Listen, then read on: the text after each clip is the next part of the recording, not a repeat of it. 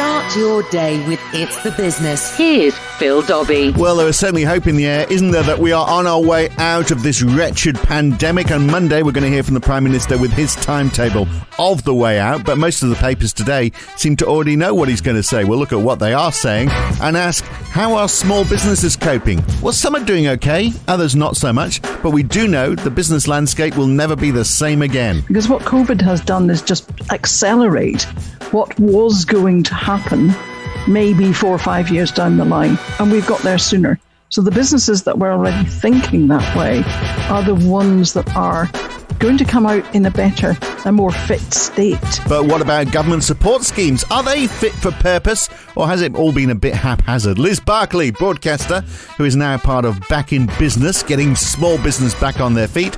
She joins me on the podcast today. And now, it's the business, making sense of it all with Phil Dobbie.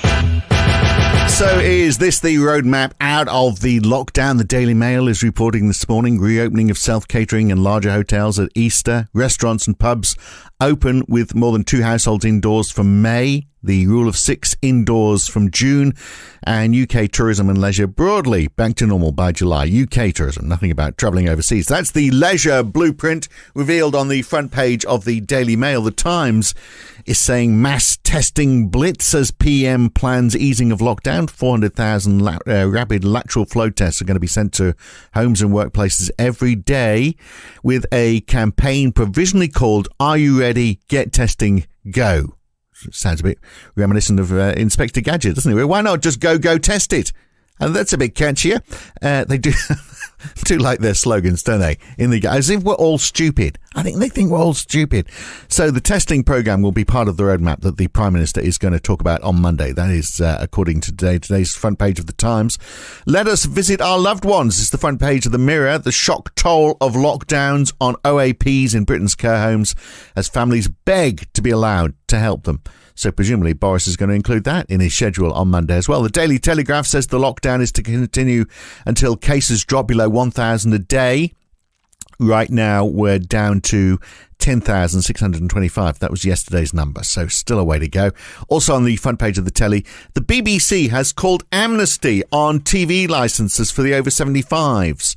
Do you know what? I've got an answer for this. I think we should let the over 75s have the licence for free, but they have to pay to watch Pointless, because they do like to watch Pointless. That should sort it out, shouldn't it? The Eye leads on how 1.7 million extra people have been told to shield for 6 weeks.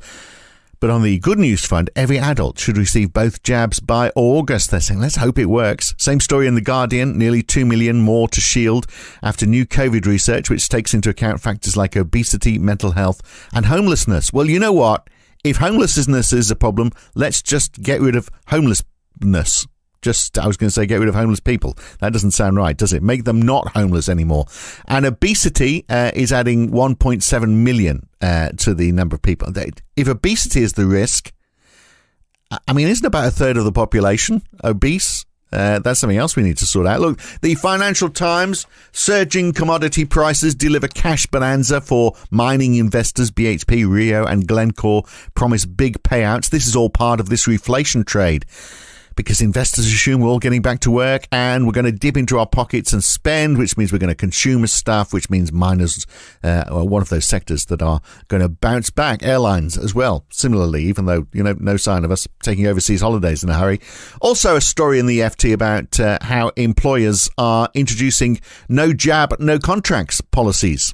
Although if you don't have vaccine passports or proof of a vaccination, I'm not quite sure how employers will know if anyone's had the jab or not, unless they do testing. Maybe that's the plan. There's also a piece in the FT today from Martin Wolf on how we need to vaccinate the world, not just the rich people. And Martin Wolf is on this very podcast tomorrow morning, so don't miss that one. Don't turn off yet, though. We've got a great show today. And they are going back to school in Scotland. Nicola Sturgeon has decreed the phased and gradual return to school that I said we were hopeful about when I updated Parliament 2 weeks ago will go ahead as planned from Monday. From Monday, it's happening. However, will the kids find time for video games now they've got this commitment to go to school and learn stuff? And as we know, wherever Nicola goes, Boris is sure to follow. On Monday, presumably, he is going to make that announcement. In a couple of weeks, schools will go back in England. But, you know, and they are going to give us 2 weeks' notice, apparently, which is unusual because normally they tell us everything at the last moment. That's something we're going to talk about later on when we're talking about how the government has dealt with this whole thing for small business. But, you know, if we look at the latest example, the Border Force people receiving an email at 9 o'clock on Sunday night with the arrangements for hotel quarantine starting on Monday morning. And what a mess that's been. A quarantine that's been rendered useless by having people from red zone countries standing in the same queues as everybody else. So we will be in one hell of confusion for a lot longer, I suspect, irrespective of what is said on Monday. So schools are safe in Scotland. That's great to know, but not in England just yet. And it's not safe to return to Parliament yet. Or run the Alex Salmond inquiry. Obviously, that's that they are people at risk of being prosecuted, perhaps. And don't book Easter holiday, she's saying. Well, that sort of makes sense, doesn't it? The First Minister says it's highly unlikely that they would be able to open fully hotels or self-catering accommodation by then, even though the newspaper's reporting, well, that is the expectation for England, that it's all going to be done by Easter for self-catering. So there we are. And we can hold local council elections, and Scotland can have its parliamentary election on the 6th of May. That's all fine. That's going to happen. But how is business going to cope through all of this? Well, we're going to look at that on the podcast today, and how are particularly small businesses coping, because obviously that has impacts on households, because a lot of households and small businesses, they're one and the same thing. And we know 500,000 UK families are believed to have fallen behind on their rent, and sometime soon the government is going to decide whether it's going to continue with the £20 a week increase to universal credit. The Resolution Foundation is saying plans set out in the government spending review in November last year, where that boost was going to expire at the end of March, the end of next month. And they say doing so would mean that the main rate of universal credit for a single adult would fall from £343 to £257 per month. It's not a lot of money, is it? Which actually the lowest in real term for our basic unemployment benefits since 1990. And there are so many people claiming right now, single people claiming universal credit in August in 2019 was 1 million. In August 2020, 2.2 million. More than doubled. There's a massive shift happening here.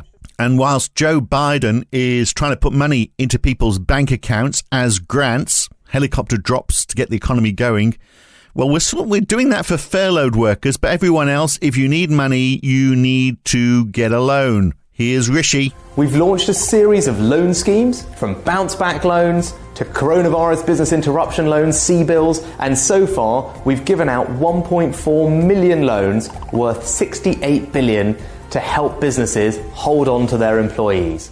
You do wonder, though, don't you, how many of these loans, which are here for COVID-19, should just be the normal way of operating business? You know, the government helping small business. So the bounce back loan scheme, the way that works, it's a loan of from £2,000 to up to 25% of your turnover. The maximum loan that's available is £50,000. As of the 24th of January, 1.9 million people had applied for one. 1.5 million had been granted one, so the vast majority. But you have to show that your business has been adversely affected by the coronavirus. Why? It's a loan. You're going to pay it back. You could easily argue that favourable lending should always be available to small business, because that's what we want to nurture and grow in this country.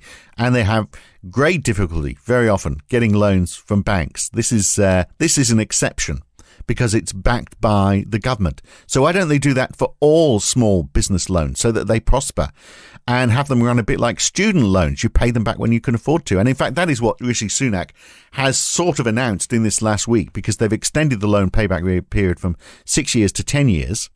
You can make interest-only payments for 6 months. You can do that 3 times during the duration of the loan when times are tough. And if times get really tough, then you can halt your repayments entirely for 6 months. Of course, you have to make up the payment schedule. But latest figures show, as I say, 1.5 million people have been successful in getting this grant. But the whole thing ends at the end of March. Grant, I should say, loan. The whole thing ends at the end of March, unless they extend it, which I'm sure they will. It's going to be announced on budget day, I'm sure. But why not do it now, Rishi? After all, it is a bounce back. Why not give people a bit of certainty? And it's a bounce back. Nobody is going to be bouncing back at the end of March. We will still be trying to make it through by the government's own schedule. So if it's a bounce back, it's got to carry on. Why not carry on till the end of the year? Why? I mean, I know you're going to say it's to the end of June. Why not say it's to the end of the year? Or why not just say it's for the next 5 years to help small business recover? It's a loan. You're going to get the money back. And if you don't, if these small businesses default, well, you know, in the scheme of things, it's a small price to pay when the benefit is that we are keeping businesses afloat. We're helping new ideas to prosper. There was a report from the Federation of Small Business last month that said 250,000 small businesses are going to collapse unless there is more support as the restrictions continue. And it's not just the virus, of course. Brexit has added to the woes.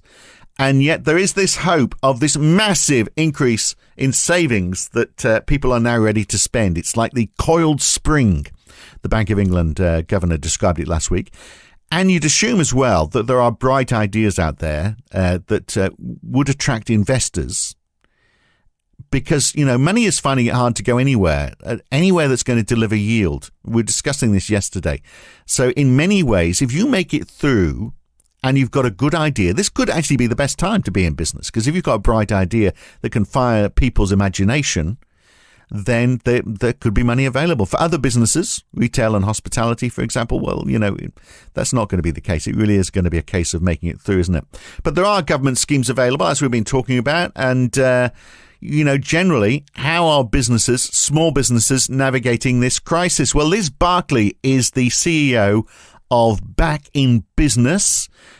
She's been a broadcaster on Radio 4, of course, for many years too, and she's got a podcast now as well, providing advice for small businesses. Now look, Liz, it seems we can fit businesses into two categories here: the ones that are getting grants that they don't have to pay back. So if your business has been forced to close, then you get a grant. Otherwise, loans. So actually, in some way, a business that can stay open but has no business coming in through the door is actually going to be the business that is struggling the most through this. Businesses that are closed, they're being looked after by the government. So there's a big gap, isn't there? Well, I think you're right, but it depends on the sector as well. The hospitality sector has been really badly hit. Events, of course, as we know, are just off the cards these days. Retail has been badly hit unless you're online. So businesses are thinking about how to survive, but also learning new skills that will help them to thrive once they get through this. And it's really interesting how optimistic small businesses are. Yes, the Federation is saying that 250,000 small businesses will go if we're not very careful and if they don't get the support they need. There have been various reports over the past 12 months that have said that as many as 300,000 small businesses have already gone in the retail sector. We know that hundreds of thousands of jobs have gone and more will go because retailers are just not seeing the footfall, obviously, on the high street. And you talked about people having a lot of money to spend when this is all over. Yeah. That's true to a certain extent for some of the population. Yeah. But what will they spend it on? Because we may very well have changed our approach. We might have done. And also they are probably some of the wealthiest people as well who are used to hoarding money and hanging onto it. So it doesn't necessarily mean it's going to come out of their pockets in a big hurry. It's probably a chunk of it's going to be invested in the share market, which is why we're seeing these racing ahead. Yeah, but lots of lost sales they're lost. They're gone. Yeah. You can't go out and eat those restaurant meals that you missed out on because there's only so much food you can eat. Yeah. Equally, you're not going to go and buy last season's fashions because you'll want next season's fashion. So the sales that have gone fashion's interesting, isn't it? We forget a whole season of fashion. Whatever the fashion was going to be in 2020, 2021, it's gone. Let's hope it was something awful from the 80s so we don't have to relive it. But I mean, what about debt then? Because that is the key thing here, isn't it? For those, as I was saying, if you're lucky, you got a grant, otherwise you're having to borrow. And so companies are going to come out the other side owing the government more, and also just their overheads that they still had to meet.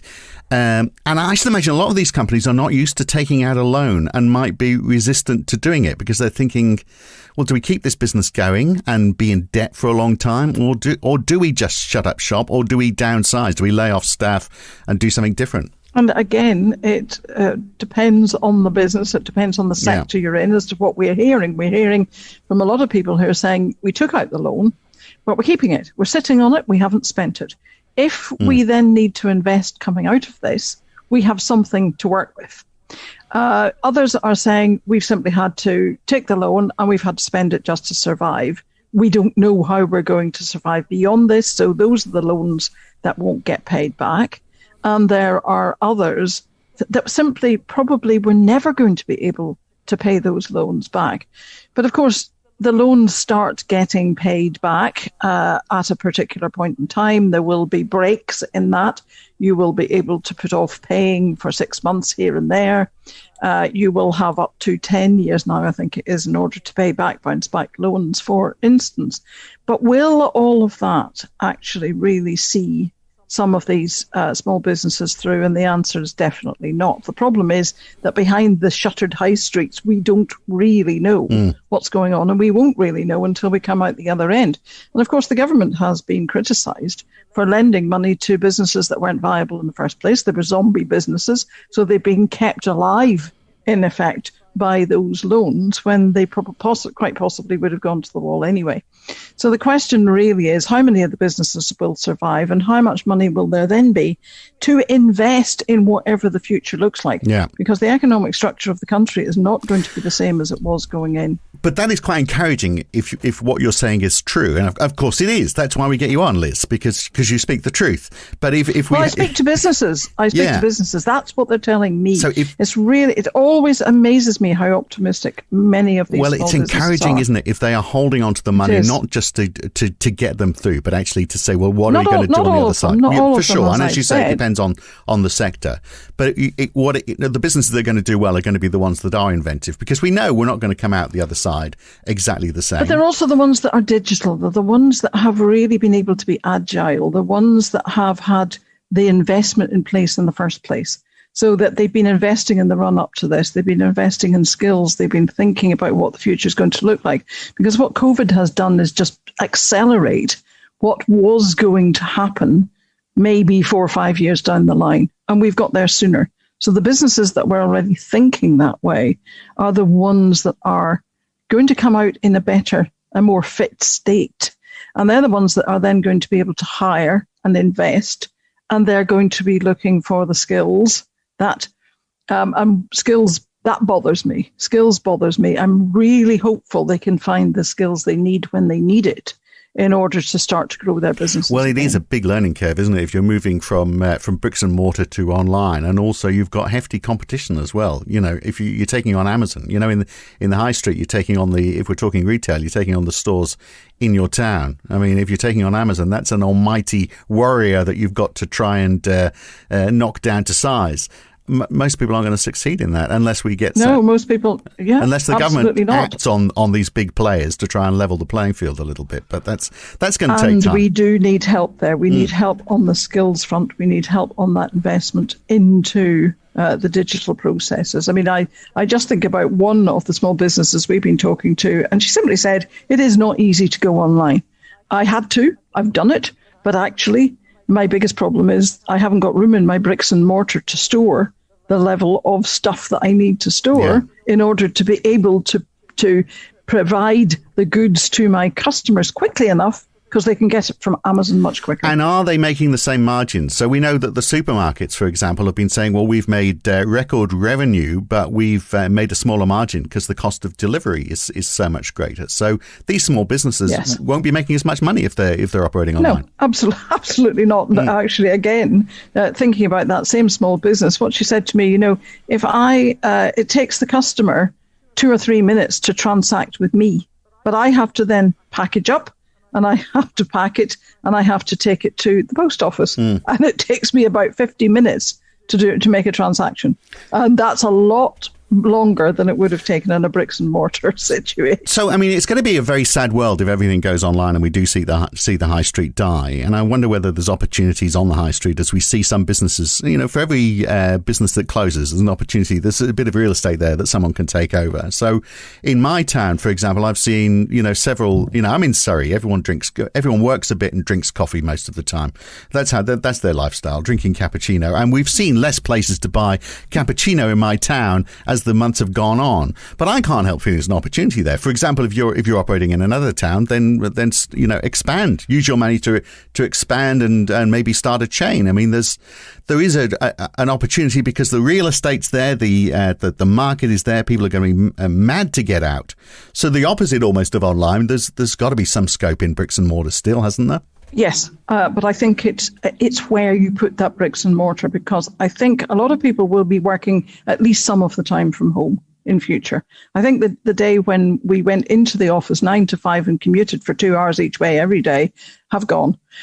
So you may be doing a mix of that, but that means that the coffee shop that you want to sit in is likely to be close to you at home, as opposed to necessarily be the one in the city centre that you used to go to. So, and I'm always struck by the number of house fronts that I see in streets in areas near where I live that used to be small shops. And I think that there will be a bit of that coming back, where people are able to look to serve their local community with that coffee shop, for instance. And then you can start scaling up, perhaps, by moving into other areas. But it's interesting that you bring up this issue, because I know the Labour Party are looking at this very, very closely. They brought out a report today that pointed to the 20 centres, city centres, town centres, that are most likely to suffer. And they're the ones that have more coffee shops, hairdressing salons, those kind of service sector outlets. Than, that the proportion of those is highest. Those are the ones that are likely to suffer most, those town city centres. And the question is, what do we do with that hollowed out, I think the expression has become, town and city centre? Stockton-on-Tees came up with a brilliant idea. They came out with a report last week. They are going to take down their big shopping centre in the centre of town and make a park. A huge park with lots of opportunities for outdoor events, etc., where people can come and spend time and really enjoy what's going on around them. Events, exhibitions, etc., etc. And what they're taking down is a monstrosity. I know. I was going to say, look, from 11 to 16, I lived in Stockton-on-Tees. So I can say, apologies to anyone listening from Stockton-on-Tees, but anything of Stockton-on-Tees you can knock down is a positive step forward, as far as I'm concerned. I mean, I haven't been there for a long time. It may have changed. But well, I wouldn't necessarily say that I would agree with you, because I don't know. But what does appeal to me is the idea that we're going to spend more time outside. Yeah. And we're going to have more time, hopefully, in summer evenings and so on, to listen to music, to see actors on stage, and to perhaps spend more time as a community. Then around about that will spring up the little shops, right, the little artisan shops, but they won't if we are paying hellish business rates. So we've had a bit of a business rate holiday this tax year, but this tax year finishes in March. Desperately needs to be addressed. Yeah. But that's something that desperately needed to be addressed before we went into this pandemic. And I think what this pandemic has really thrown up is all of those issues that we've been talking about for quite some time. 3, 4, 5, 6 years. Yeah. I've been going on about business rates and rents. Yeah. You cannot keep pushing up rents and business rates because the margins are just not big enough in a lot of those sectors. You're making it worse for those companies that are trying to compete with the online players, which we talked about, who are not paying very little tax in this country. So it's just yes, but you also then you've had hollowed out high streets for a long time, because the only organisations that could afford to be in those high streets has been the chains, the big chains. So we've we've had the homogenization of our high streets that we've been worried about. So perhaps this is a chance to change things, but we need to be brave. We do need to be brave. And is that going to happen? Or is Rishi Sunak a man who is going to make piecemeal measures, step-by-step measures? And also he's making these noises about, trying to recoup costs as quickly as possible as well. We've been talking about that a lot on the podcast over the last week. Is he going to come back and introduce more taxes? It could be the worst thing we need. We need actually fresh thinking, don't we? We don't just need to tinker at the edges. We need substantial change, really, to help business. Yes, we absolutely do, and he does need to be brave. There's no point in trying to take more tax from a small business at a point when it's on its uppers. When it starts growing, when it's had the chance to invest and start growing, that's the time to say, well, hang on a minute. However, there's a problem here in that small businesses and self-employed people have been saying to the government for a long time, me included, I've been self-employed. I've run my own businesses for most of my career. We don't need your help. We have a different mindset. We're all creatives. We want to work for ourselves. It's the way we do things. And then, lo and behold, we've had to ask for help, and there may be retribution to be taken, and that's my worry. Well, let's hope not. Well, I hope not. But the other thing is there are going to be businesses that fall. People are going to need to think differently. We are going to need innovation. So the idea that we've got schemes that are set up to the Future Fund, for example, so that you can invest in the government's own bank, the British Business Bank, can invest not invest in businesses. They can basically give you loans. But it would be smarter, wouldn't it, if they actually did say, well, no, we're going to take equity in your businesses. So if you can get a private investor to support your business, this new idea, if you've convinced a private investor, then why not have the British Business Bank saying, we'll match that? We'll take equity in your company as well, so you can push ahead with your idea with a mix of government money and private money. We'll pull out at a point where it makes sense. Now that sounds like and they're sort of halfway there right now in that they are giving loans, and I think in some cases they are actually taking equity in businesses. But this isn't just a thing for dealing with COVID-19. This is an opportunity to say some of these things should just exist all the time. That the British Business Bank should be there. It's there for innovation. Take an equity stake. And if private banks then complain about being pushed out by a government bank investing in startup businesses, then that's a good thing, because that means that the private banks are interested in investing in startup businesses rather than asking for you to put your house on the line to support it. And that will work. That will work in some instances. I can't say the word. And we will see some of that. But it won't work for all small businesses. No. A lot of small businesses, there's no equity to start with. Yeah. Certainly lots of self-employed people who are earning contract to contract. There is no equity to take there. Yeah. And a lot of those haven't had any help from the government. About 3 million people haven't had any help so far from the government because they started their businesses after the deadline date. They didn't have the right accounts to show to the bank in the first place. Some of them found it really difficult to get loans because they didn't have business bank accounts. Yeah. Lots of small businesses run their accounts from the household account. Yeah, so are they remortgaging a lot of them remortgaging their houses then, or dipping into their equity? Yes. Yeah. Well, this is a big issue, again, that we won't know the full extent of, but Business Debtline, which is the charity that provides free advice to small businesses in debt, has been discovering that a lot of their clients are in debt with their household bills rather than their business bills. Because, of course, if your source of income is your business, you're going to try to keep it going as long as possible. But that means that you're paying the business electricity bill and not your house electricity bill. And so we don't know at what point there will, because there's forbearance at the moment, don't forget, there are deferrals of payments on mortgages, etc. So we are not going to see the full extent of this until after lockdown, until we start seeing the end of that forbearance and the end of those deferrals. Then we'll really see what the situation is. From past experience, I know that in previous recessions, we've lost an awful lot of homes as well as businesses, because lots of households, business and all intermingled. and personal Absolutely. finances are intermixed. Yeah, well, I mean, that's me. I'm a sole trader, so there's you know, it all goes in the one bank account. And that's how you do it, because it's so much easier.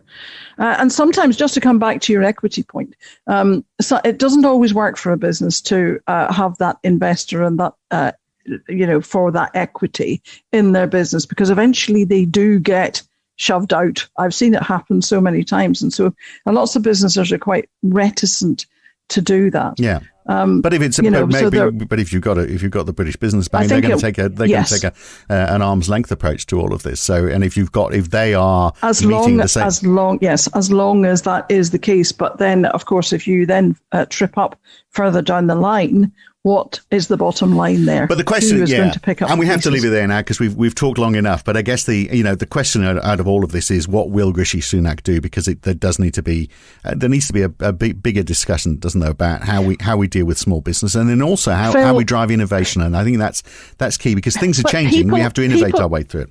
But people are not going to invest in that innovation unless they have clarity. They need to be confident that by investing, they're not simply throwing good money after bad. And, lots of big businesses won't invest in skills and training, etc., and in recruitment until they know that there's some certainty. And so therefore the small businesses supplying big businesses who are waiting for big businesses to make those decisions. We need clarity. We don't need this piecemeal approach. You're talking a roadmap, Liz. My goodness! Rather than announcing, rather than saying that we're going to quarantine people, Phil, on a Monday morning, and I want a strategy. I want a strategy for industry. I want a strategy for jobs, and I want a strategy for skilling and retraining. Right, there we are, Rishi Sunak, and we need it on Liz's desk first thing tomorrow morning. Now, all right, good to talk, Liz. Let's get you on again soon. Thanks for your time. All right, take care, Phil. Thanks very much. Oh, we got a stellar lineup of guests, haven't we, on this podcast? Look, tomorrow, that was excellent. Tomorrow, Martin Wolf from the FT is going to be joining me as well. We're going to talk about whether, just as we're talking about a strategy there for helping small business, do we need a strategy for how we handle tax? I mean, all the cards have been thrown in the air. Let's hope we are not just thinking about trying to put them back together in exactly the same order.